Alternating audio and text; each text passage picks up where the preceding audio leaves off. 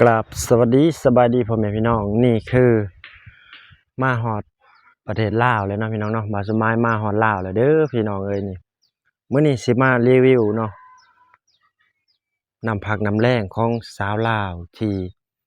เฮ็ดเวียกอยู่ประเทศไทยเนาะพี่น้องเนาะนี่เก็บเงินเก็บคำได้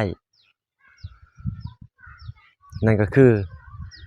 หลายคนอาจสิยังสงสัยอยู่เนาะว่าสาววันเนาะพี่น้องเนาะสาววันนั่นเด้เนาะพี่น้องนี่คือบ้านสาววันเนาะสาววันสาวโสดนั่นเด้พี่น้องเอ้ยนี่เพิ่นเก็บเงิน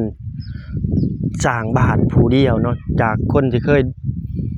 เขาดูถูกเนาะพี่น้องว่าไปเฮ็ดงานอยู่ประเทศไทยเคยเป็นแต่ขี้ข่าเขาหั่นแหละว่าซั่นเนาะก็นี่ก็คือเสียงจากคนลาวคือกันเนาะคนลาวบางกลุ่มเนาะที่เพิ่นว่าบุลลีคนที่ไปเฮ็ดงานอยู่ประเทศไทยเนาะพี่น้องนี่แหละน้ำพักน้ำแรงเฮาเอาแรงไปแลกเอาเงินเพิ่นมาและได้สิ่งนี้มาก็คือว่าภูมิใจที่สุดเนาะกับประเทศไทยเนาะบ่มีประเทศใดที่ว่าให้โอกาสเฮามากกว่าประเทศไทยเลยเนาะพี่น้องนี่แล้วก็เฮือนหลังเข้าของเพิ่นก็จะเป็นแบบว่าแบบไม้เนาะแบบพี่น้องเนาะแบบไม้แบบโบราณสมัยก่อนเนาะพี่น้องเนาะนี่หลายปีที่ว่าประเทศไทยอาจจะเคยเห็นแบบนี้เนาะนี่ก็จะมีสร้างนำนะพี่น้องเอ้ยเพิ่นเฮ็ดยังบ่ทันแล้วแล้วเพิ่นต่อเติมออกมาอีกนี่เนาะ เพิ่นต่อเติมออกมาอีกนี่มาเบิ่งสร้างอยู่ประเทศลาวเฮาเนาะนี่เนาะนี่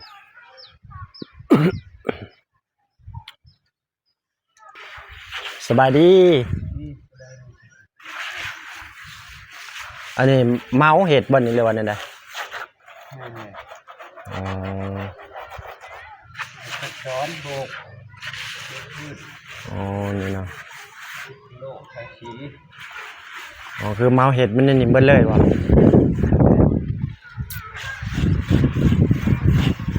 นี่คือสร้างนั่นพี่น้องเอ้ยนี่เดี๋ยวขอเข้าเบิ่งข้างในเนาะเบิ่งบัดสิเข้ามารีวิวให้เบิ่งข้างในเนาะพี่น้อง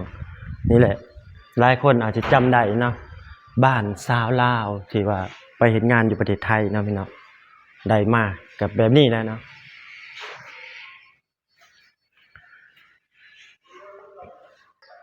นี่ก็จะเข้ามาเป็นฮอดข้างในแล้วเนาะพี่น้องนี่โอ้ก็ถือว่าบ้านหลังใหญ่เนาะพี่น้องเนาะนี่เนาะอันนี้เฮาก็อนุญาตของเพิ่นเรียบร้อยแล้วเนาะเฮาได้มารีวิวให้เพิ่นเบิ่งเนาะราคาก็ประมาณเกือบ2 ล้านบาทเนาะพี่น้องเนาะนี่หลังนี่เนาะตกแต่งภายในแน่เด้อพี่น้องมี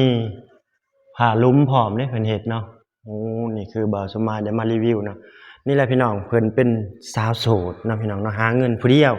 สร้างบ้านเพิ่นมีลูกติดผู้หนึงเนาะพี่น้องเนาะถ้าผู้ใดสนใจก็สามารถทักมาสอบถามได้เนาะว่าเพิ่นยังเปิดใจให้บ่าวไทยอยู่บ่เนาะพี่น้องเนาะหรือว่าบ่าวไทยอยากมาเป็นเคยลาวบ่แบบนี้เนาะประมาณนี้เนาะก็เพิ่นก็สู้ชีวิตมาผู้เดียวเนาะจนได้มาขนาดนี้เนาะพี่น้องก็อาจสิบ่รู้บ่งามคือบ้านคนอื่นเนาะแต่สำนี้ก็ถือว่าภูมิใจแล้วเนาะนี่แหละผู้ใดอยากว่าเป็นขี้ข่าหยังก็สร้างเนาะนี่คือเฮาเอาแรงเฮานี่ไปต่อสู้เอาอยู่ประเทศไทยเนาะนี่ไปขายแรงแลกเงินเนาะพี่น้องนี่เดี๋ยวบ่าวสมาสิไปรีวิวข้างนอกอีกเนาะพี่น้องนี่เพิ่นก็เกาะออกมาในนี่เอ้ยนี่เกาะออกมาก็หลายห้องนะก็น่าจะเป็นครัวแน่เนาะหรือว่าห้องน้ำแน่นี่โอ้ถือว่าเก่งเนาะหาเงินผู้เดียวสร้างบ้านโถบ่าวสมายยังสู้บ่ไหวเด้นี่พี่น้องเอ้ยถือว่าเก่งเนาะสาวคนนี้เก่งเนาะผู้ใดเป็น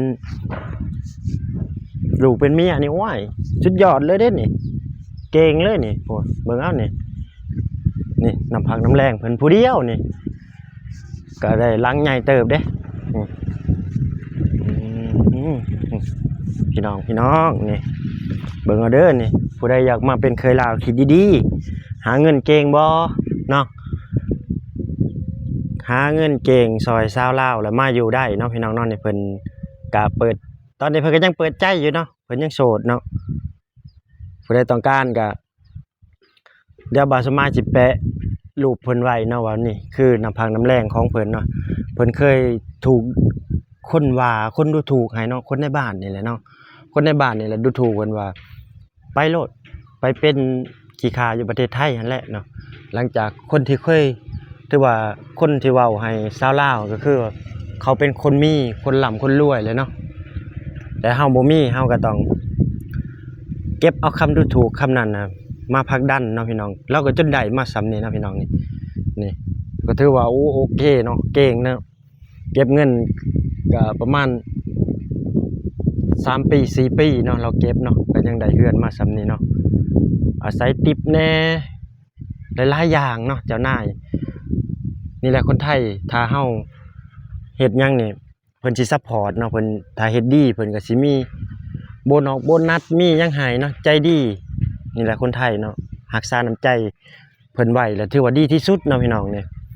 นี่ก็จะเป็นแบบว่าอยู่แถวบ้านนอกเนาะพี่น้องเนาะบ่อยู่แถวน้องนอกเลยก็ว่าแม่นเนาะชนบทของประเทศลาวเนาะพี่น้องนี่ธรรมชาติเลยพี่น้องเอ้ยต้นมะขามต้นมะม่วงเนาะนี่อันนี้ก็จะเป็นมะขามหวานเนาะพี่น้องนี่เพิ่นก็ยังตกแต่งอยู่พี่น้องเอ้ยนี่ถือว่าสุดยอดเลยเพิ่นเก่งอีหลีนี่มีต้นมะพร้าวเนาะพี่น้องครบชุดนี่คือบ้านนอกเฮาเลยแหละพี่น้องเอ้ยนี่ป๊าด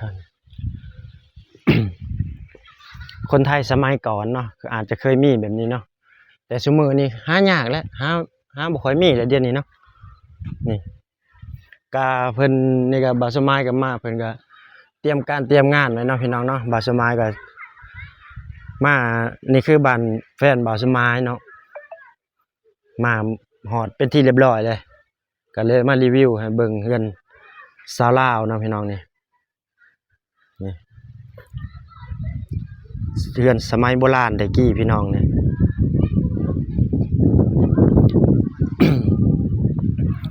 นี่แหละพี่น้องเอ้ยนี่จะเป็นมวลกระมวลเนาะธรรมศาสตร์ดีเนาะนี่เอานะพี่น้องคลิปนี้ก็พาพี่น้องกดไลค์กดแชร์กดติดตามเป็นกำลังใจให้บ่าวสมายเด้อครับได้เฮ็ดคลิปต่อๆไปนะพี่น้องเนาะบ่ว่าพี่น้องฝั่งไทยฝั่งลาวอยู่ไสก็แล้วแต่เนาะขอบคุณหลายๆที่เข้ามาติดตามและรับชมเนาะพี่น้องคลิปนี้ก็สิได้จบคลิปไปเพียงส่ำนี้เนาะขอกล่าวคำว่าสบายดีและสวัสดีครับผม